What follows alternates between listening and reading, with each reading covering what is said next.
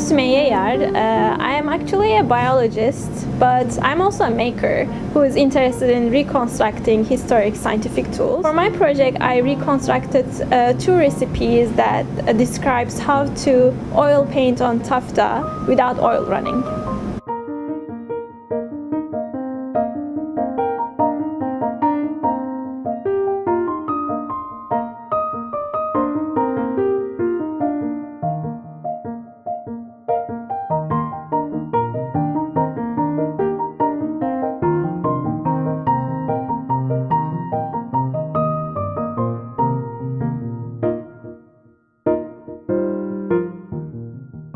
Both folio 42V and 10V share two ingredients. Those are honey and alum of water. Different from those common ingredients, folio 42V calls for starch water, while folio 10V calls for rabbit skin glue.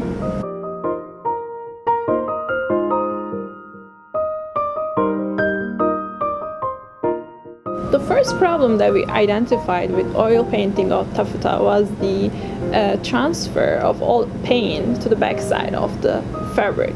Another problem with oil painting on taffeta is easily visible on this different taffeta sample. When you look over here, you will see that when there is no sizing applied on taffeta surface, an oil ring forms around the painted area. Comparing this no size applied taffeta test to a size taffeta test, at first glance we don't see much difference, but when we turn them around, we see that this no size applied taffeta sample let the paint pass through the fabric, versus in this example, when you look to the right side, you see that the sizing material formed actually a physical barrier and prevented the oil seeping through the taffeta. Oil runs through the fabric and passes to the backside of the fabric. Neither of these recipes give us any information about the ratios of the ingredients. That's why I chose some starting concentrations and then tried out combination of different ratios of those ingredients. I would like to mention that out of 8 different tests that I have done for folio 42V, only one of them actually worked.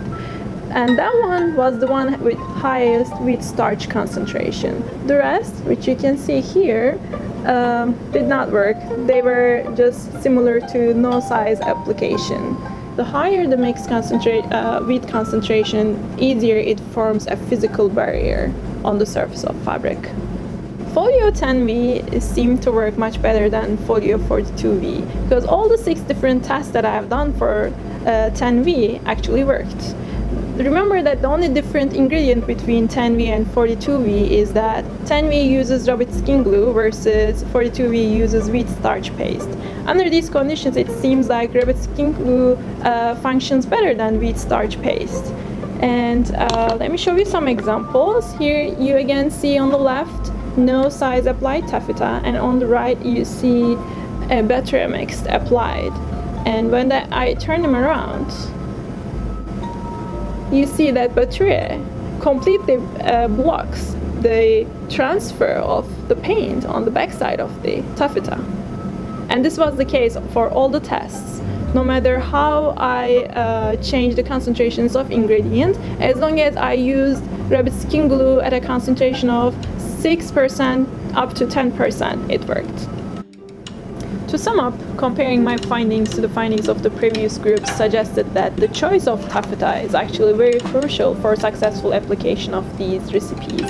In addition to the choice of taffeta, of course the ratios also play an important role, but the binding oil is also very crucial, and it seems like 100% linseed oil worked the best. Our historical research suggested that oil painting on taffeta might have been used on banners that were carried on festivals, processions, and royal entries. As a showpiece for completion of my project, I decided to paint out the shield of the Batoon family, which is found on the binding of our manuscript. And you can see here that the paint went on smoothly after applying a Batura mixture that was prepared according to one of the test mixtures that I used. And when I turn it around, you can see that there is no transfer of the dye to the backside of the taffeta. One of the great findings of Sumeyye's annotation was that it tells us a little bit more about the kinds of ephemeral art that we know that people experienced in the early modern period, things like painted banners that were carried in triumphs and processions. But these things have often been lost to us. They were very delicate, they often weren't saved or collected by museums later on. But one of the great things about our manuscript is that it reminds us of the kinds of practices that artists were having to think about, like how to stop oil running through a fine taffeta when they were making these objects. So it's been a great finding for the lab with our focus on ephemeral art and to get us thinking about the kinds of practices that the author practitioner was doing every day in his workshop.